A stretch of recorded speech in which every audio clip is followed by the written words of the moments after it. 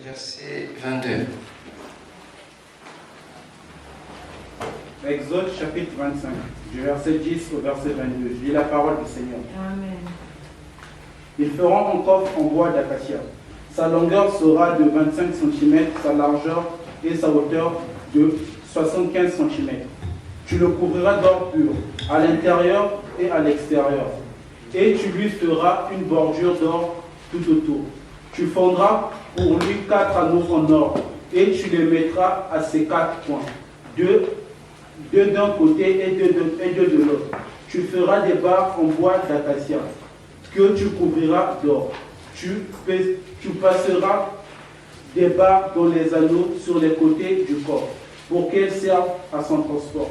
Les barres resteront dans les anneaux du coffre et n'en seront pas retirées. Tu mettras dans cette arche le témoignage que je te donnerai. Tu feras un couvercle en or pur. Sa longueur sera de 125 cm et sa largeur de 75 cm. Tu feras 2 chérubins en or battu aux deux extrémités de ce propitiatoire. Aux deux extrémités de ce propitiatoire. Fais un chérubin à l'une des extrémités et un chérubin à l'autre extrémité.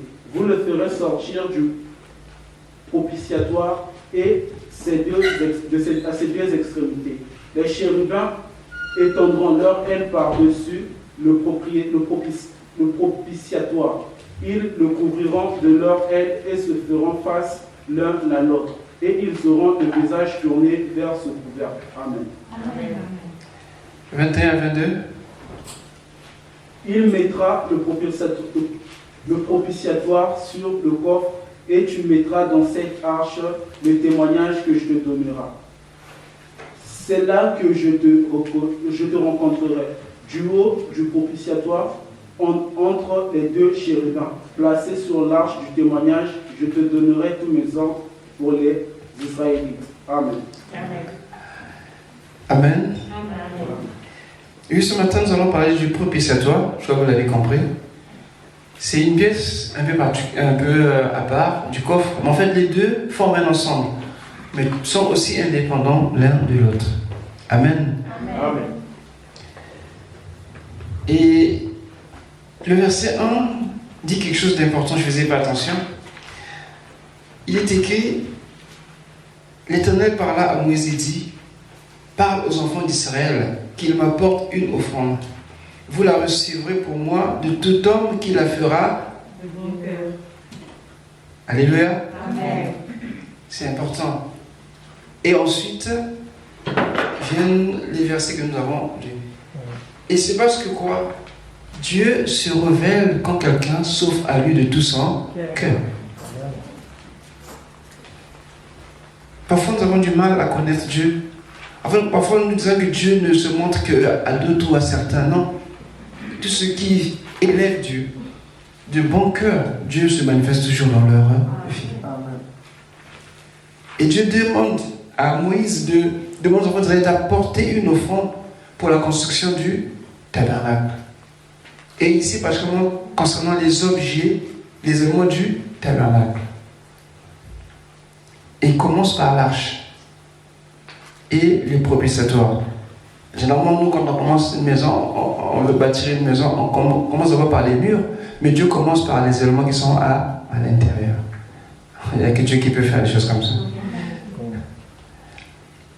Donc, quand nous entendons par propitiatoire, c'est un mot qui n'est pas trop courant, en hébreu, ça veut dire couvercle, ce qui couvre. Amen.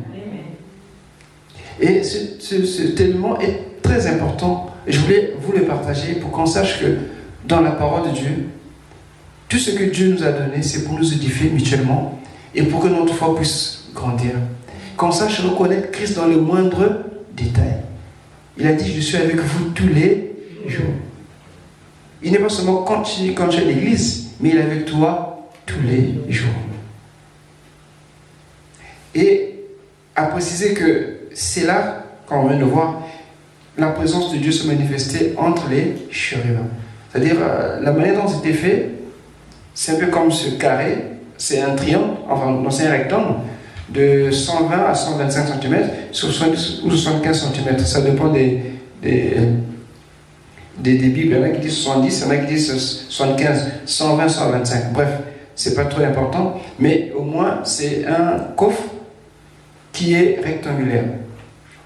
Et ce coffre, qu'on appelle l'arche, était couvert, le propitiatoire, par un ensemble, une plaque, un couvercle en or. Et aux extrémités, un peu comme ici, les extrémités, ça c'était là, c'est là. Et les anges sont un peu comme ça, ils déploient leurs ailes. Hein? Si vous pouvez, je sais que ces micros sont tout de part et d'autre de l'extrémité de cette table. Et le couvercle, c'est comme ce élément que j'ai là, et en bas, c'est le coffre. Amen. Amen. Et donc, Dieu a dit à Moïse de pouvoir fabriquer un coffre. Et ce coffre devait garder les tables de la loi, ou le témoignage, selon ce qu'on disait. Table de la loi, le témoignage, c'est la même chose. Parce que Moïse avait reçu les 2 tables de la loi que Dieu avait données à Moïse, qui devait servir pour conclure l'alliance avec son peuple. Et cela devait rester dans ce coffre. Et ce coffre était fait de 2 matériaux, en bois et en or. Rappelez-vous d'Ésaïe 53 qui dit qu'il s'élève parmi nous comme une faible plante. Parce que le bois de ce type, le bois d'acacia, c'est un bois qui était fréquent ce temps-là. Et ce bois était très résistant. Un bois qui sort d'une terre aride et séchée. Et quand nous lisons Ésaïe 53, nous voyons que c'est pratiquement l'image qu'on donne de Jésus. Jésus n'était pas né pour attirer le regard. Alléluia. Amen. C'est un bois qui est habitué aux températures, aux éléments naturels, aux éléments difficiles, mais qui finit toujours par croître. Et ce bois était recouvert d'or de part et d'autre. Donc l'arche était recouverte d'or. Cela parle de l'humanité et de la divinité de Jésus. Et dans lequel on trouvait la loi de Dieu. Amen. Amen. Mais après, par la suite, il a fallu qu'on ajoute certains éléments, notamment une cruche d'or qui contenait la manne, et il y avait aussi le bâton d'Aaron qui avait fleuri. Et ça, vous les avez dans Exode 16, 31-36. Vous avez aussi Exode 34, 28 à 29. Vous avez aussi Nombre 17, 7 à 11. Vous pouvez les regarder. Et enfin, Hébreux 9, le verset 4. Donc tous ces éléments étaient dans l'arche. Mais l'arche ne pouvait pas rester ouvert. Il fallait protéger, il fallait le couvrir. D'où le propitiatoire, ou le couvercle, qui recouvrait ces choses. C'est sur cela que Dieu se révélait et parlait à Moïse, au milieu des 2 chérubins. Et c'est là que la gloire de Dieu apparaissait, quand Dieu parlait à Moïse. Et il est toujours sur ce propitiatoire, une fois par année, le souverain sacrificateur venait répandre le sang du jour des expiations pour le pardon des péchés du peuple. Donc pendant 1 an, Dieu supportait tous les péchés du peuple. Et pendant le jour des expiations, le souverain sacrificateur venait avec le sang, il répandait sur le couvercle. Que les 2 chérubins regardaient, et le sang était sur le couvercle. Et du coup, la colère de Dieu était apaisée. C'est même le sens de l'expiation que nous disons, ou le pardon. En d'autres mots, de la rédemption. Parce qu'en fait, la rédemption, c'est le rachat d'un esclave ou de quelque chose par un objet de valeur. Une sorte d'échange. Amen. Amen. Donc, ce lieu, cet élément de propitiatoire, c'est assez important dans le culte des Israélites en ce temps-là. L'élément le plus important, c'était l'arche et le propitiatoire. Et les deux étaient toujours ensemble, quoique indépendants. Et remarquez que l'arche a été faite avec le bois, recouvert d'or, mais le propitiatoire n'a pas été fait avec le bois. Il était fait d'or battu, tout en or. Et aux 2 extrémités, il y avait les chérubins. De la même nature aussi que le propitiatoire, ça parle de quoi? Ça parle que Jésus est au niveau de l'arche représentant son humanité, mais au niveau du propitiatoire, il est manifesté dans tout ce qu'il est en tant que Dieu unique. Et aussi à savoir, quand nous lisons Hébreux 10, 3, 7, Hébreux 10, 3, 7,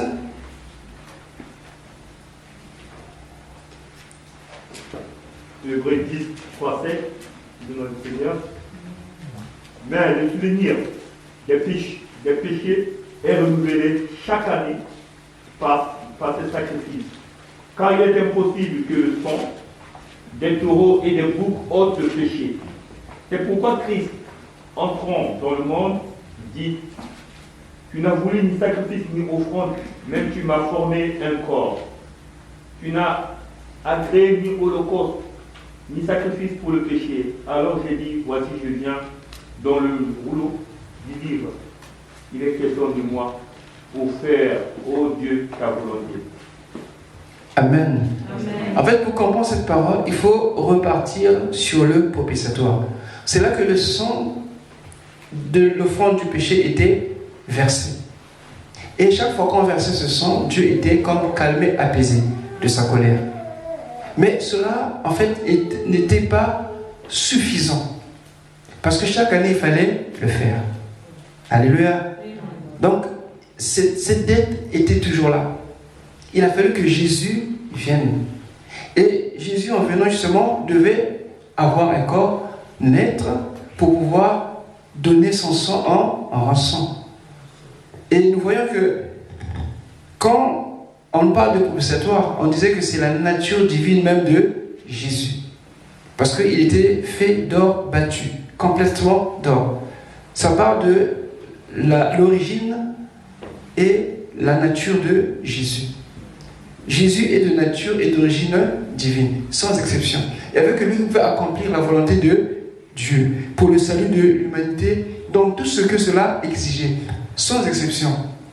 D'où le sang qui était versé sur le propitiatoire préfigurait le propre sang de Jésus qui devait être versé. Alléluia. Amen. Et lorsque nous voyons l'arche, comme je disais que l'arche représentait la manifestation de Christ en tant qu'homme et en tant que Dieu, mais aussi les gloires. Pas la gloire, mais les gloires de Jésus. Pratiquement, quand nous voyons la parole de Dieu, il n'y avait que lui qui pouvait accomplir toute la volonté de Dieu. Il a accompli les 10 commandements sans enfreindre une seule loi. Et nous voyons un homère de manne. La manne, c'est le pain qui nourrissait les Israéliens dans le désert. C'est la parole faite chair. Avant que Jésus ne naisse, comme les évangiles nous le disent. Et ensuite, la verge ou le bâton d'Aaron qui a fleuri, ça parle du ministère du Saint-Esprit. Un bâton qui est sec, qui fleurit, c'est pas possible. Et encore qui donne même des boutons d'amande, des fruits presque. Et tout cela sont cachés dans le coffre. Le coffre qui parle de Jésus. Et justement, c'est en Jésus que nous avons toutes ces choses. Donc en fait, c'est une représentation des gloires, la manifestation du ministère de Jésus, qui était dans le coffre et qui était couvert par le propitiatoire. Donc tant que le propitiatoire était toujours là, les Israéliens ne pouvaient pas comprendre le mystère qui était dans le coffre. Ils voyaient les éléments, ils connaissaient, mais ils ne pouvaient pas comprendre ce qui se passait ou bien ce que cela voulait réellement dire. Et ensuite, toujours sur le propitiatoire, ce qui est très intéressant de savoir, c'est de part et d'autre, il y avait des chérubins. Vous vous rappelez que les chérubins, c'est le protecteur de la sainteté de Dieu. Tout ce qui parle de la gloire de Dieu, il y a toujours la présence des chérubins. Vous vous rappelez en Éden, quand Adam a péché Ève, Dieu a placé un chérubin protecteur pour ne pas qu'il reparte. Et même sur le voile du temple, il y avait 2 chérubins protecteurs qui étaient là pour montrer que le chemin était fermé. Et dans le psaume 97, le verset 2, Nous voyons qu'ils sont toujours devant le trône. Ils maintiennent ou ils protègent le trône de Dieu.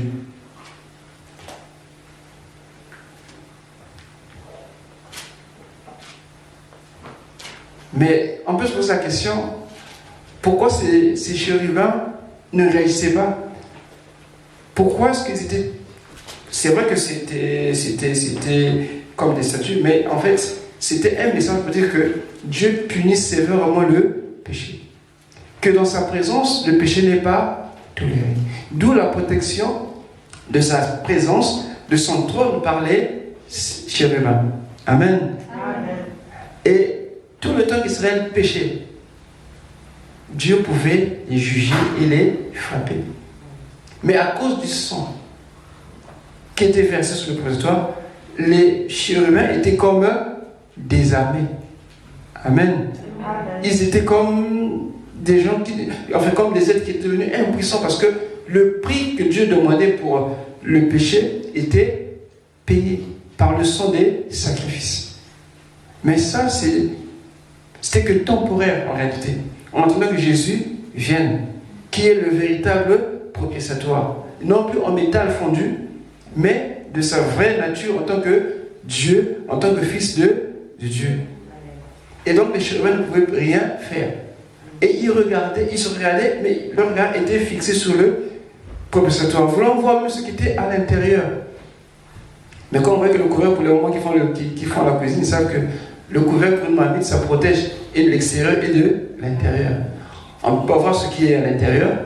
On peut savoir ce qui est, mais on ne voit pas. Et comme l'extérieur, ça évite les contaminations ou bien les impuretés.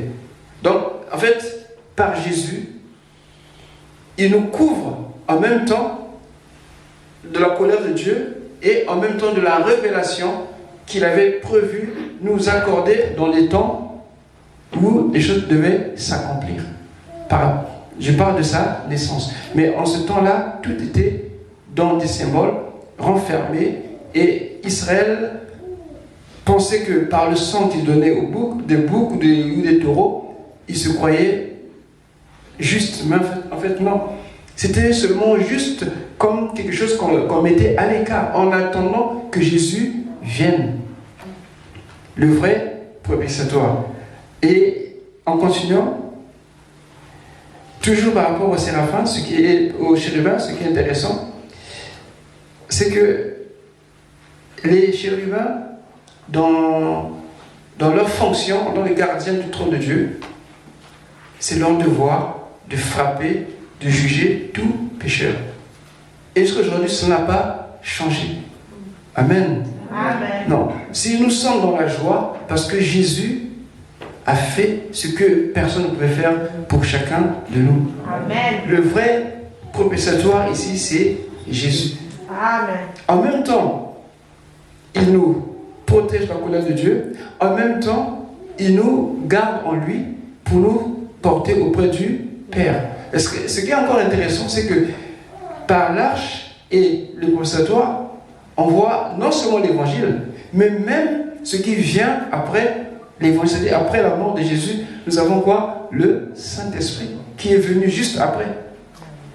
Alléluia. Amen. Et la parole de Dieu, Jésus est le Logos, mais il est aussi le Réma. Amen. Jésus est aussi la révélation que nous mangeons tous les jours. La parole de Dieu. Donc il suffit largement pour nous. Quand on dit que nous avons tout en Christ, nous avons tout en Christ.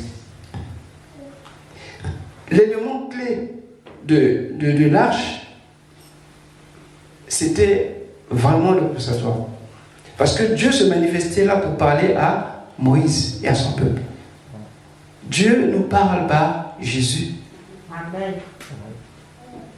Il n'y a pas un autre chemin, une autre voie par laquelle Dieu va te parler. Dieu va te parler que par Jésus. Et les deux chérubins qui étaient là manifestement que cette façon que Dieu devait se manifester à son peuple plus tard. Étant donné que les deux chérubins, gardiens de la gloire de Dieu, gardiens de la sainteté de Dieu, ne pouvaient plus rien faire devant le sang de la rédemption. Là, il ne veut que contempler sans rien dire. C'est comme on disait que tu vas à l'Élysée et tu passes toutes les portes, mais tu as l'invitation du président, rien ne peut t'arrêter. Et donc les chérubins, ils ne pouvaient rien faire parce que le sang payait totalement la rançon. Encore le sang de bouc, mais aujourd'hui nous avons le sang de Jésus. Amen.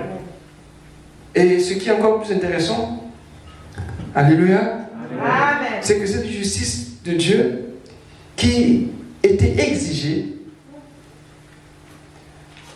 tous les boucs, tous les bœufs, toutes les brebis ne pouvaient pas suffire. C'était impossible. Il fallait attendre. Et vous comprenez que la loi ne faisait pas qu'on soit juste. Mais la loi était les exigences de Dieu sur notre comportement. C'est la loi morale, la sainteté. En fait, la loi montrait que l'homme ne pouvait rien faire par ses propres efforts. Et il avait besoin d'un sauveur. Et cela était semblé toujours par le propitiatoire. Mais les gens pensaient que la loi était suffisante pour aller au ciel. Non, la loi ne sauve personne. Personne ne peut être sauvé par la loi. Mais la loi montrait le besoin d'un sauveur, d'un Seigneur, en l'occurrence Jésus-Christ. Et ceux qui se donnent par rapport à la loi, ils perdent leur temps parce qu'ils ne comprennent rien. Quoi que tu fasses avec la loi, bien-aimé, même si tu obéis aux 10 commandements, par nature tu es pécheur.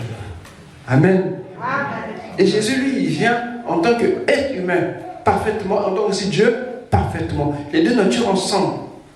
Parce qu'en lui, il y a la loi de Dieu. En lui, il y a le Saint-Esprit. En lui, il y a la révélation. Et il pouvait totalement satisfaire la justice que Dieu exigeait. Le prix payé ne devait être que apporté par Jésus. Parce que lui seul remplissait les conditions nécessaires qui étaient exigées par la sainteté et la gloire de Dieu.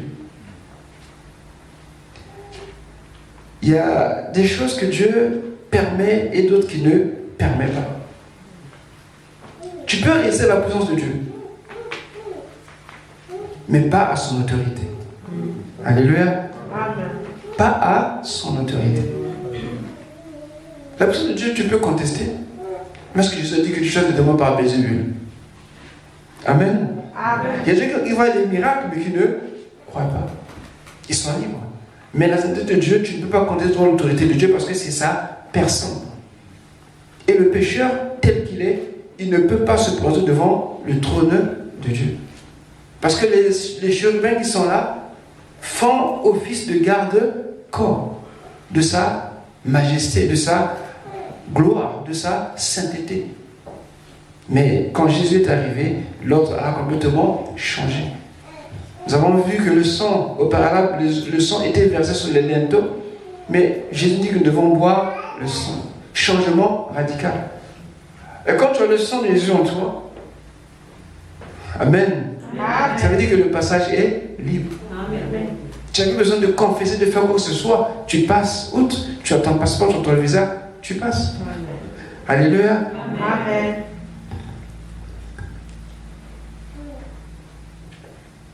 Je vais juste énumérer 2 ou 3 choses par rapport à cela. Sur le propitiatoire. Dans Jean 17, le verset 5,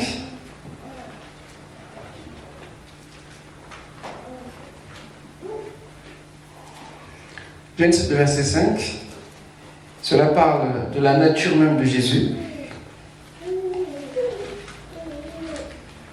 Jean 17, 5.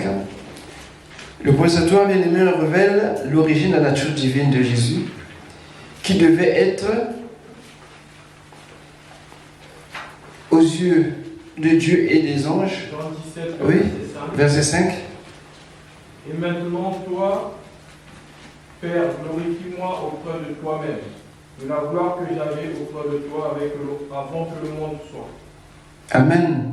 Cette gloire était imagée par le propitiatoire qui était fait uniquement d'or, sans pourtant qu'il y ait un autre objet ou un autre élément. Et l'or, sa divinité. Et Jésus dit, Révèle-moi, voilà ma gloire comme auparavant. Parce que ce prophétoire était d'or fin. Et ça montre la présence, ça montre aussi l'origine même que ça revient de Dieu. Jésus n'a pas usurpé la gloire de Dieu, mais Jésus a toujours été dans la gloire de Dieu. Amen. Et quand le prophétoire parle, ici, on voit qu'il n'y a que Dieu, Amen, qui peut parler comme ça. C'est-à-dire cette fonction du prophétoire, ce n'est pas une fonction humaine. Il fallait que Jésus ait la nature même de Dieu pour pouvoir faire office de prophétoire. On ne peut pas prendre n'importe qui. Remarquez que l'arche est en bas. Et le couvercle est en haut. Parce que l'arche doit être en bas. Pourquoi? Parce qu'il y a deux natures. Nature divine et nature humaine. Mais celui-ci, il n'y a pas de l'homme. Ça vient donc d'en haut. Ce que Jésus disait, Père, glorifie-moi de moi que j'avais auparavant. Parce qu'il était descendu pour s'humilier afin d'accomplir ce que l'arche exigeait ou le prophétoire exigeait, ce qui était encore symbolique au temps d'Israël. Amen. Amen. Et remarquez encore un passage important, 1 Pierre 1, le verset 12. Et là, ça nous montre quelque chose d'important, d'intéressant, parce que les chérubins, en fait, qui étaient là, ils étaient un peu perdus. Mais cela montrait bien que même à leur niveau, ils ne pouvaient pas comprendre ce que le Père avait gardé pour toi et pour moi. Nous avons raison de bénir Dieu bien-aimé et de l'aimer. 1 Pierre 1, le verset 12. 1, verset 12. Il leur a été révélé que ce n'était pas pour eux-mêmes, mais pour vous qu'ils étaient au service de ce message. Les hommes qui vous ont prêché l'évangile par le Saint-Esprit, envoyés du ciel, vous ont maintenant annoncé ce message dans lequel les anges eux-mêmes désirent plonger leur regard. Amen. Amen. Les chérubins voulaient voir ce qui était à l'intérieur de l'arche. Alors qu'ils se voulaient qu'ils aient la même nature que Christ. Bien sûr, ils viennent d'en haut. Mais ce qui se passait en bas, ça les intriguait, ils ne comprenaient pas. Ils voulaient savoir, ils voulaient plonger. De dire non, ce n'est pas vous. Mais c'est à toi, c'est à moi que Dieu avait gardé ces choses. Christ a été envoyé pour toi et pour moi. Christ n'a pas été envoyé pour les anges. Christ n'a pas été envoyé pour les animaux. Christ a été envoyé pour toi et pour moi. Et les anges dans le ciel ne comprenaient pas. Ils voulaient comprendre ce ministère. Regardez encore ce que nous dit Jean 1, le verset 18. Je disais un jour ici que même au ciel, les anges ne voyaient pas Jésus. Alléluia. Amen. Oui. Au ciel, les anges, peut-être, je ne sais pas si les anges, mais ils ne voyaient pas Jésus. Parce que Jésus, oui, tu peux lire. Jean 1, 18. Personne n'a jamais vu Dieu. Dieu, le Fils unique, qui est dans l'intimité du Père, est celui qui l'a fait connaître. Amen. Amen. Jésus est dans l'intime, dans le sein du Père. Donc, les anges avaient une présence de Dieu, mais dans Dieu, il y avait Jésus. Quand je dis que moi et le Père, nous sommes un, c'est-à-dire que Jésus est dans le Père, tout comme quand Jésus était sur la terre, il a même fait le Père dans le Fils. Amen. Alléluia. Et donc, les chérubins, ils ne comprenaient pas.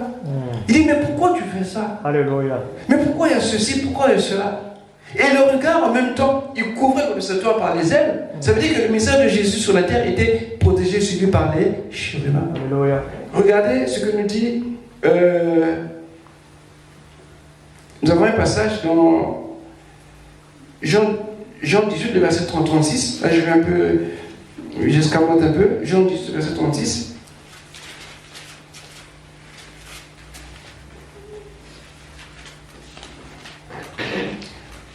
Jean 18, verset 36.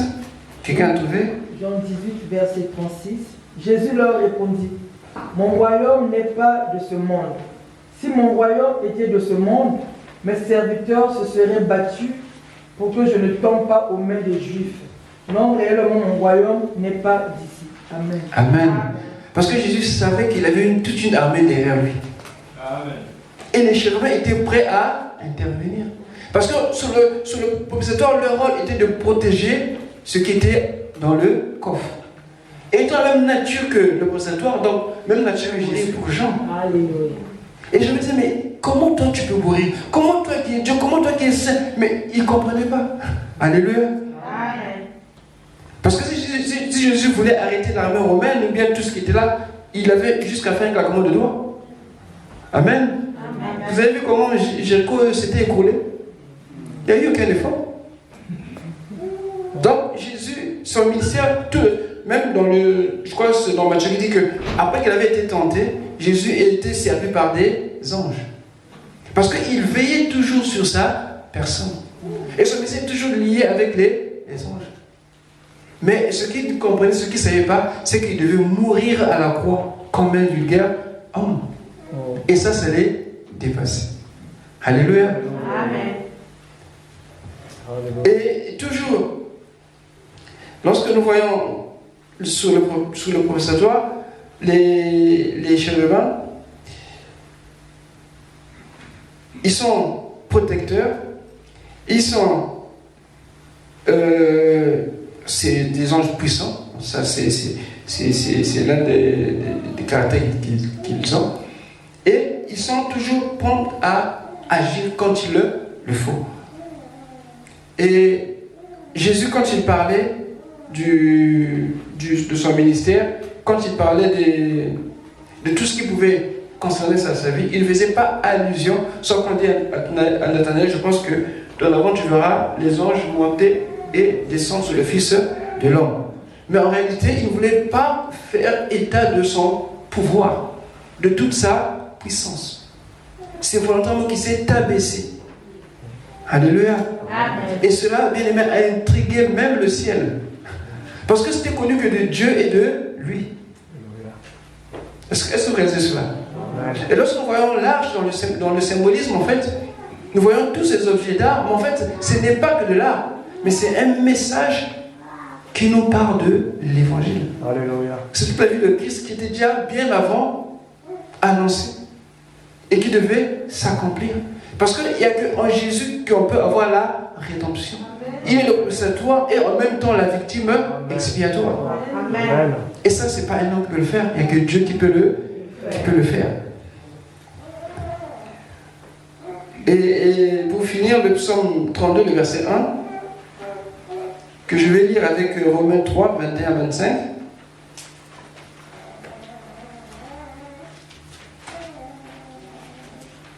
C'est David qui fait l'expérience du pardon.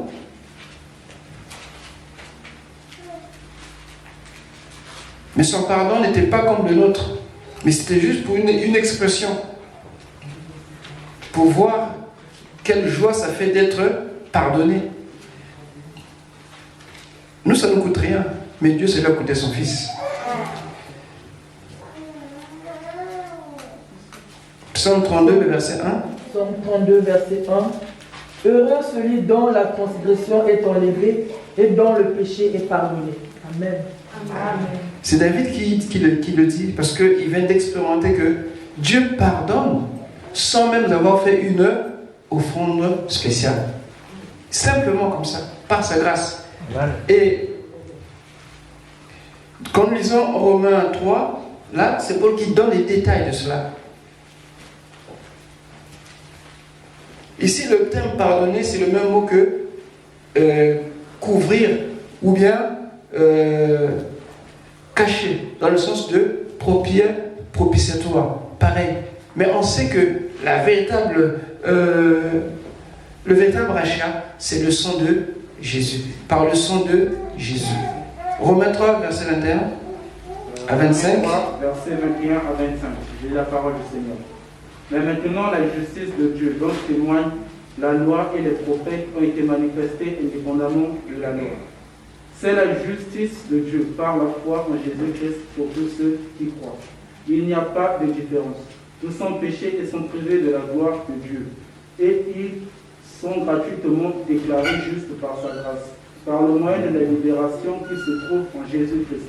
C'est lui que Dieu a destiné à être par son sang une victime expiatoire pour ceux qui croiraient. Il démontre ainsi sa justice, puisqu'il avait laissé impunis les péchés commis auparavant. à l'époque de sa patience. Amen. Amen. Mais cela résume pratiquement ce que je viens de dire. Parce que dans ce que Paul dit, il explique. C'est pas que Dieu ne tenait pas compte des péchés. Non. Dieu ne supporte pas le péché. Et le péché mérite toujours un châtiment. Mais au temps de sa patience, il a fait miséricorde. Et ça veut dire que le véritable pardon, la véritable rédemption nous est donnée que par la mort de Jésus. Par son sang qui fut versé. Et il le dit bien. Il dit, mais maintenant, sans la loi est manifestée la justice de Dieu, à laquelle rendent témoignage la loi et les prophètes. Cette justice, c'est quoi? C'est ce qui s'obtient par la foi.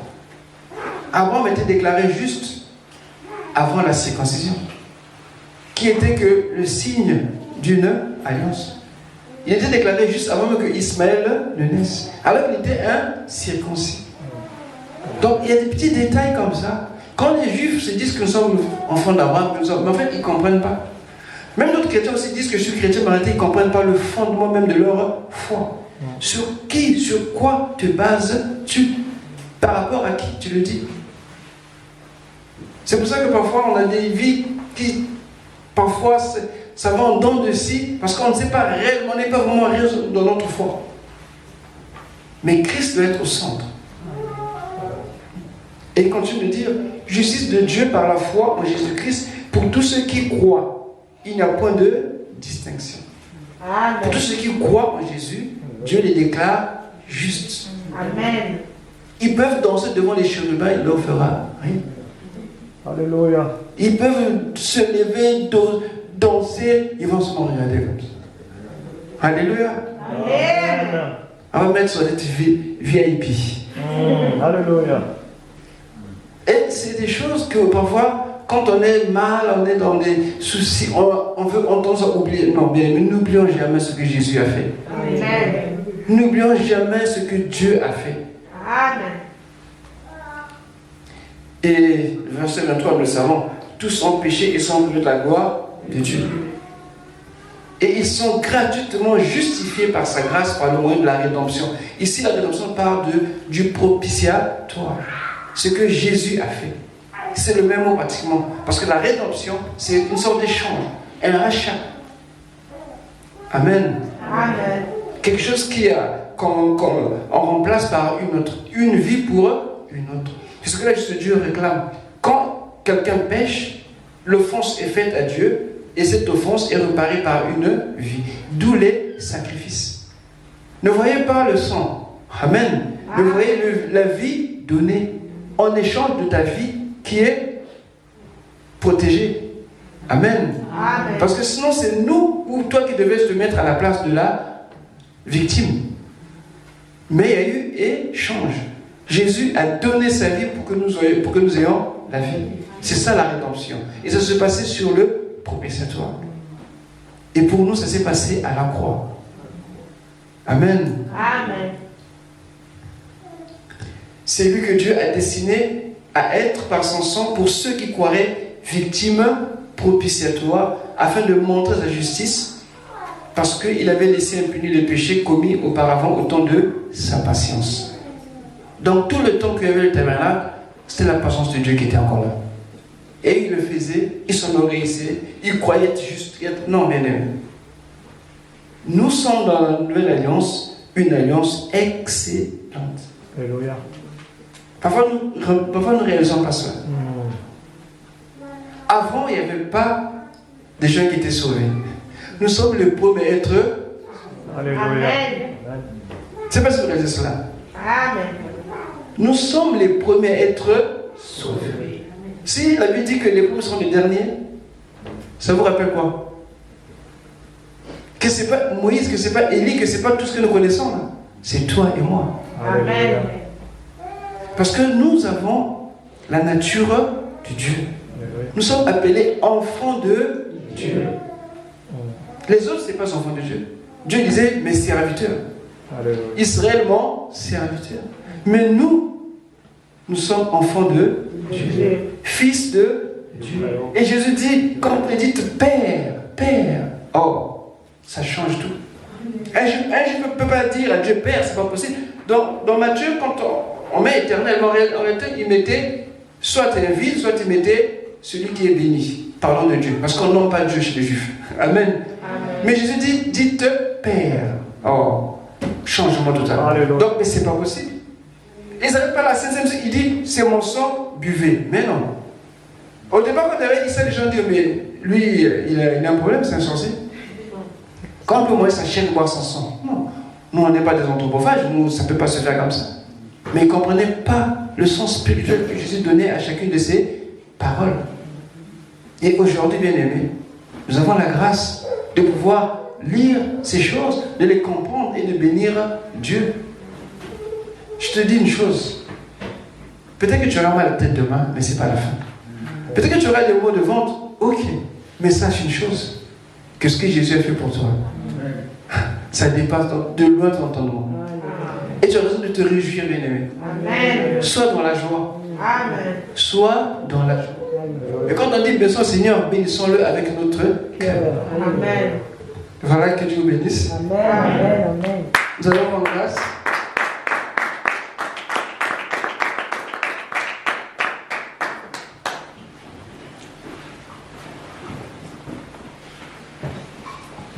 Nous parlons souvent de l'arche, mais j'ai voulu qu'on parle du prophétoire ce matin pour que nous réalisons que le Seigneur n'a rien laissé au hasard pour notre rédemption. Dans le moindre détail, Dieu a veillé afin que cela s'accomplisse. Pour ton bien. Amen. Pour que tu sois ce que Dieu veut que tu sois. Il n'a rien épargné.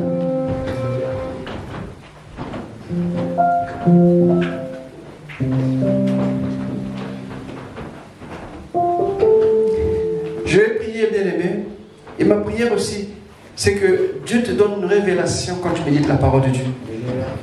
Que tu ne sois pas habitué à un verset, ou que tu n'habitues pas à une parole, mais que tu aies faim, que tu aies soif de Jésus. Que tu aies une communion, que tu aies une intimité avec le Seigneur. Que jour après jour, tu découvres Jésus dans ta marche, dans ta vie, dans ta maison, dans tout ce que tu fais, que tes yeux, alléluia, puissent découvrir encore Jésus. Les chérubins, comme ils ne savaient pas, mais ce que Dieu avait voulu, Dieu avait fermé leurs yeux. Mais Dieu nous a ouvert les nôtres pour que nous puissions contempler la gloire du ressuscité. Pour que tu ne sois pas, comme tu penses être seul, abandonné, il est avec toi. Amen. Dieu est avec toi. Le Seigneur est avec toi. Alors demande au Seigneur de te toucher. Demande au Seigneur une pleine révélation, davantage de sa personne, de sa grâce, de son amour. Et crois-moi, la vie, tu la verras de la même manière. Amen. Prions le Seigneur. Sois béni, sois loué notre Dieu. Nous te rendons gloire parce que tu nous as donné ta parole, Seigneur, qui est une lampe à notre pied et une lumière sur notre sentier. Mais cette lumière ne s'arrête pas sur nos pieds et notre sentier, mais elle va dans nos cœurs. Elle éclaire notre âme et illumine notre esprit, Seigneur, pour que notre communion avec toi ne puisse pas s'arrêter, mais qu'elle puisse continuer, Seigneur, jusque là, dans les cieux avec toi. Père, je prie pour mon frère, pour ma soeur, qui parfois se fatigue dans la méditation, dans la lecture de la parole de Dieu. Seigneur, ravive la flamme, ravive sa foi. Seigneur, revêt-toi, parce que nous savons que ce n'est plus dans des mots, mais tu es dans la réalité, dans la vérité, parce que ta parole est vérité, Seigneur. Revêt-toi à tes servantes, à tes serviteurs, à tes enfants. Revêt-toi encore au Seigneur ce matin. Et nous te bénissons, notre Dieu, parce que tu es là. Gloire à toi, Jésus. Gloire à toi, Seigneur. Amen. Amen. Amen. Est-ce que tu crois réellement que Jésus est là? Amen. Est-ce que tu crois réellement que Jésus est là? Amen. Nous avons pris la Sainte Seine avant de commencer. Parce que la Sainte Seine, c'est Jésus. Et Jésus n'a pas changé. Nous avons prié pour le pain, pour le vin. Et je vais prier pour que cela puisse t'apporter la guérison et la paix. Parce que Jésus est là. Parce que Jésus veille sur sa parole. Si tu es malade, reste seulement là où tu es, je veux prier, mais lève seulement la main. Et foi, bien-aimé, que celui qui a tout donné de sa vie en symbole, il est aujourd'hui présent par la foi au milieu de nous. Jésus est là.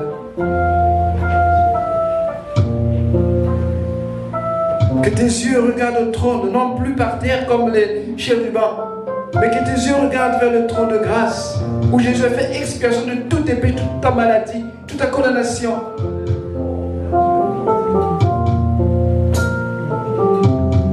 Lève simplement ta main et le Saint-Esprit va te guérir. Jésus.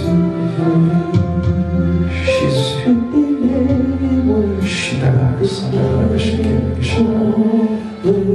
Alléluia.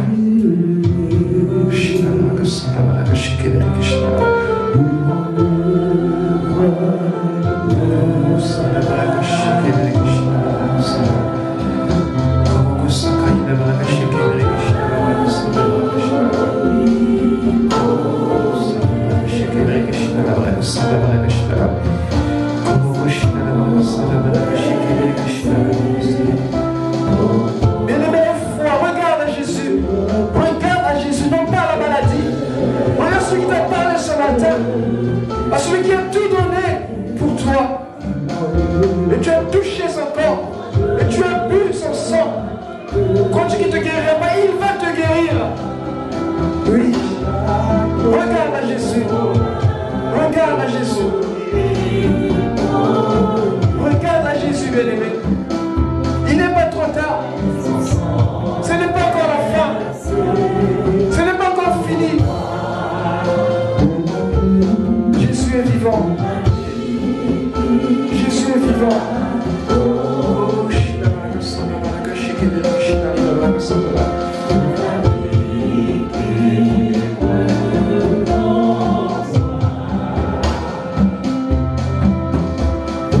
Seigneur, je bénis ton nom et je te rends gloire parce que tu te révèles à nous ce matin comme le pain qui nourrit, comme le pain qui guérit. Oui, Seigneur, et que par ton sang qui a vaincu l'ennemi de nos âmes soit vaincu toute tribulation des ténèbres, soit vaincu dans nos vies, toute intrusion démoniaque ou satanique, de l'ascension, de l'envoûtement, au nom de Jésus. Le pain que nous avons mangé, c'est la guérison. Le vin que nous avons pris par ton sang, c'est la bonne santé. Seigneur, nous voulons sceller cela par le nom de Jésus. Et que ta main puissante, qui secourt, qui délivre, qui bénit, qui guérit, visite ma soeur, visite mon frère. Toutes ces mains levées, Seigneur, qu'elles soient visitées au nom de Jésus. Accomplis ta parole, Seigneur, pour la seule gloire de ton Saint-Nom, dans le nom de Jésus. Soyez bénis. Amen.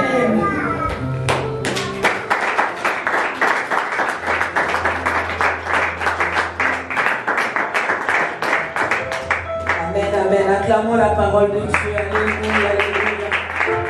Jésus, c'est Seigneur.